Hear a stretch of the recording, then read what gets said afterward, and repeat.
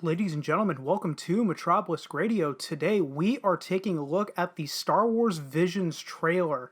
Now, before I give you guys my 2 cents on the trailer, I'm going to go ahead and I'm going to play it here in its full length. And no, I do not care if I get claimed. I want everyone to see the trailer before and make up your own minds before I go into my own thoughts. That way I don't skew your thoughts potentially. So let's go ahead and let's get that trailer going right now.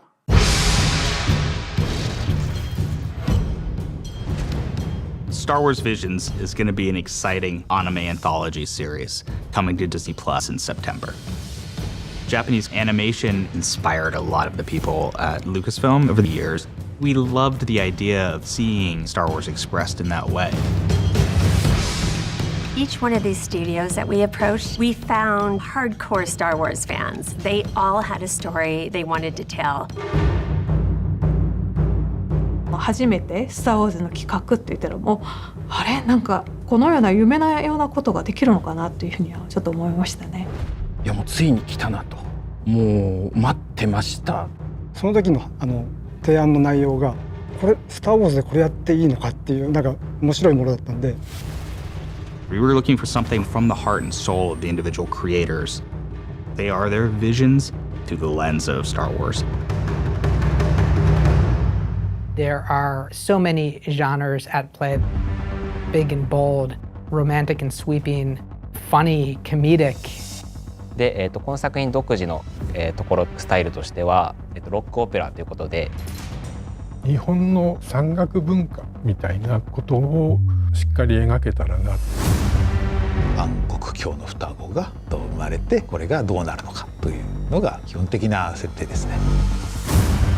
ライトセーバーって子供の夢が詰まったガジェットだと思うんですよね。でそれをさらに今回僕はもうちょっと和のテイストみたいなものを。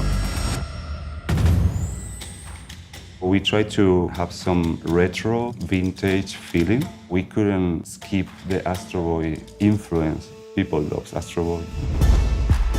どちらかといえば自分は最初象徴的な意味を、さっき言ったように、人間の姿をしてない主人公にしたかった。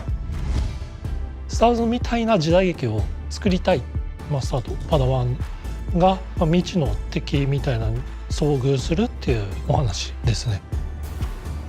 本当に最後はスター・ウォーズあれば、本望だったなとは思います。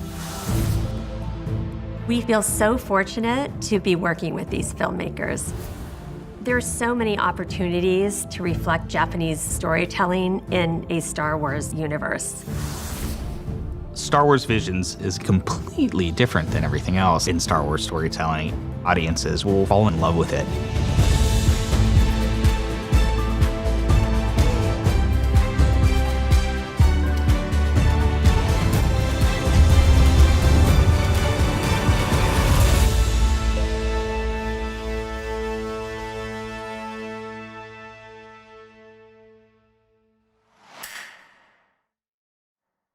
Now, I'm going to come right out and say that I am personally excited for this series, especially since Screenrant just came out with an article that states that that Star Wars Visions is not going to be canonical, and I do believe that is a good thing.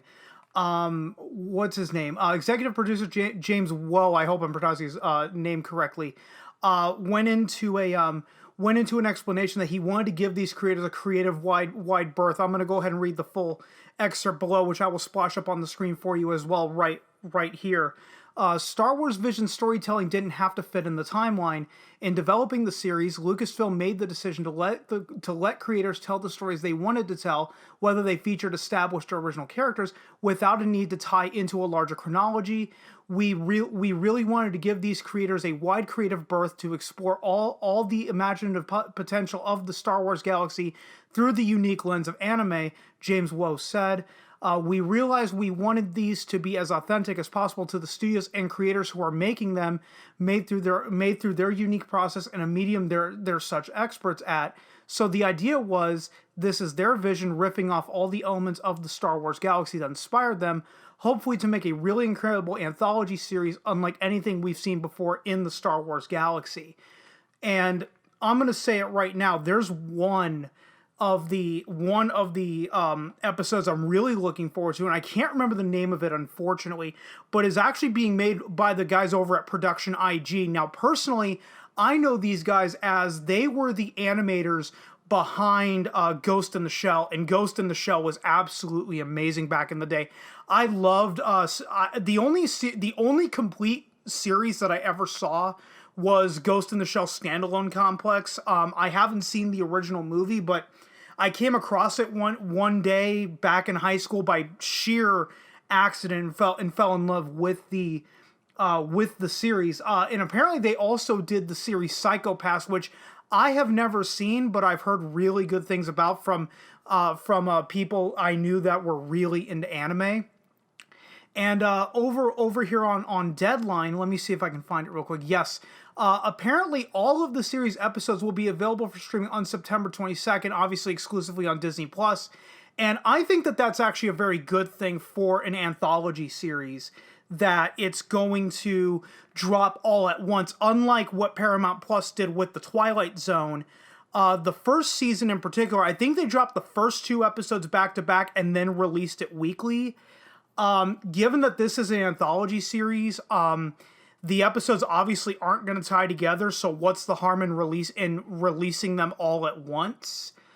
And for something like what am I trying to say with all this? I'm glad that the anthology series format is actually making a comeback. It's a format that really should have never died, if I'm being 100% honest. Now we get to see various, different animation studios and filmmakers now start to genuinely run risks, and all they have to do is basically make it clear that this series is non-canonical, meaning you're gonna either get some really good shit out of this, or it's gonna be really, really crappy. And another thing about anthologies like the Marvel's What Ifs, those were always really fun reads, and they were always meant to be non-canonical, but it's like, oh man, I can't remember the name of any of the What If comics. I know I brought them up quite a few months ago when I was talking about the Disney Plus announcements, but still, it's going to serve as a very nice break, and finally they're going to get to run risks, unlike what they did with the Star Wars story banner, which is where I thought all of the experimentation was going to happen, but instead we got Rogue One, which was basically Star Wars Dark Forces the movie, and then you got a Han Solo prequel, and that was really about it. So the anthology series making a comeback, at least there is going to be some risk taken. I don't want to make the judgment call too early. I'm not saying that Star Wars Visions or Marvel's upcoming What If series on Disney Plus is going to be the greatest thing ever. Please don't get that twisted. All I'm saying is I am excited, largely because of the experimentation that Lucasfilm at least is providing all of these Japanese anime studios. And at worst, the only thing that Lucasfilm is really doing with Star Wars Visions is profiting off of the explosion of the popularity of Japanese anime that has been going on over here, at least in the West, for the past few years. And guys, I think I'm going to go ahead and end it right there, because I've gone on as long as I need to go. But let me know what you guys think of Star Wars Visions, and whether or not you're excited for it. If you've been following me long enough, you know I am terrible at ending these, so I guess I will just see you guys next time.